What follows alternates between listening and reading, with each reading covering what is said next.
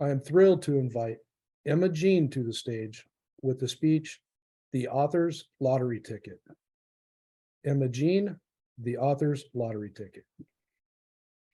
Thank you so much for introducing me, Tom. I am so excited to share this story with you all. I am branded as Emma Jean author, but you will learn that actually when you do that whole bring inner greatness thing out, and you're just open to whatever shows up, a lot of things can change really quickly. And so sometimes you have to figure out how you're branded as an author and yet suddenly run a talent management agency. So that's kind of the problem I'm solving for right now. And I heard once that, like, if you're doing stand up comedy, a callback is like a really important thing to layer into your act.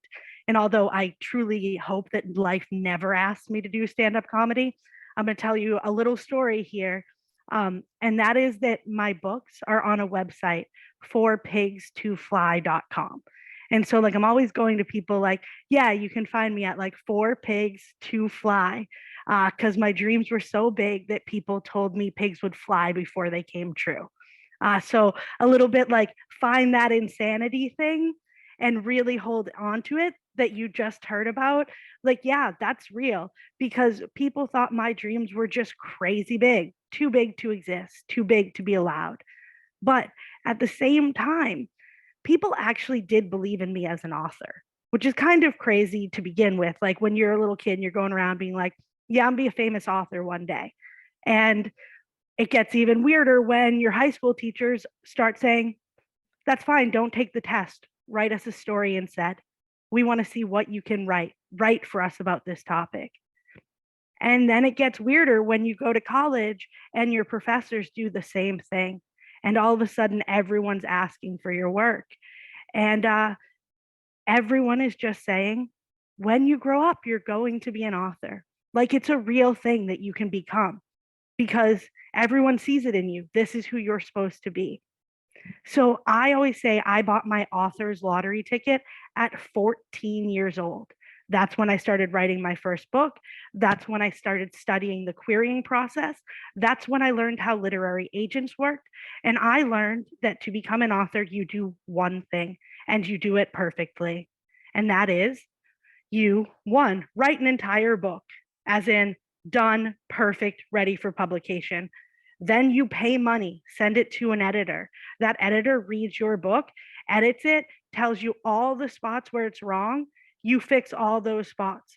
Then you take that book and you write a perfect query letter. Because let me tell you, if you write a bad query letter, as in you get the rules wrong, it doesn't matter if you are literally better than Shakespeare.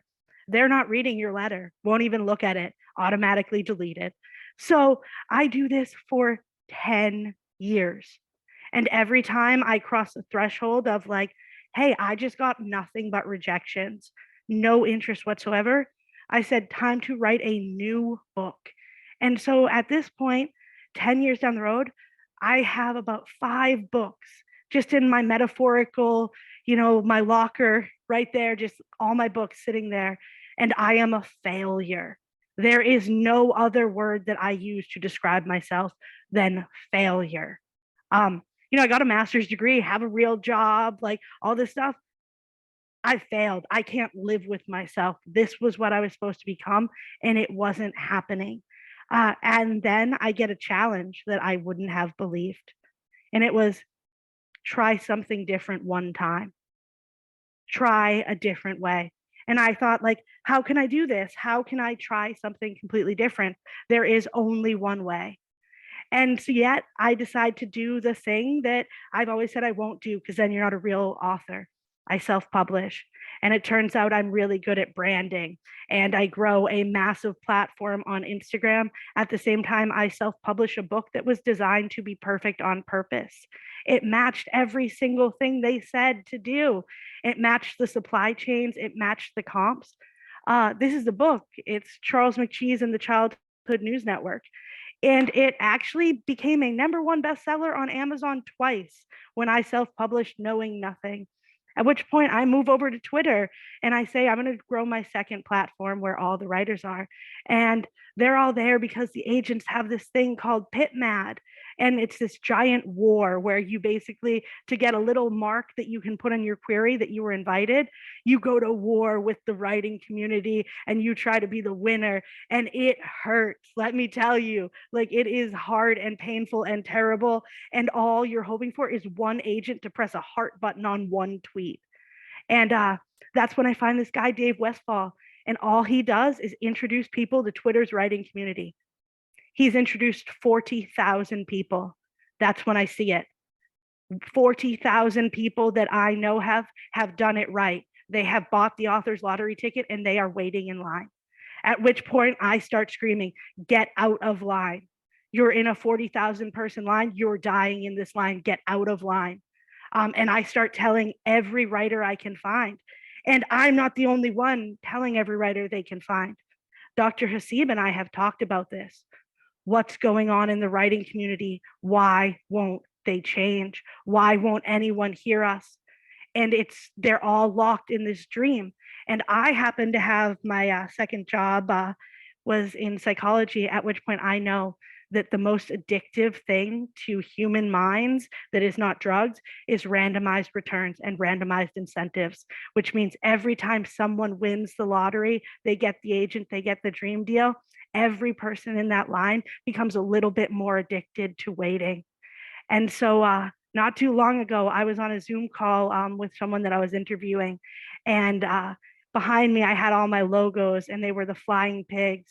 And she goes, sorry, it's so hard to concentrate because all behind you, there are pigs flying. And I said, I guess it's working. At which point I did what you're supposed to do, which is I took the job that everyone asked me to take. And I started my own talent management agency. And I have just representing all these people that don't need me at all because they all figured out how to walk a different path as well.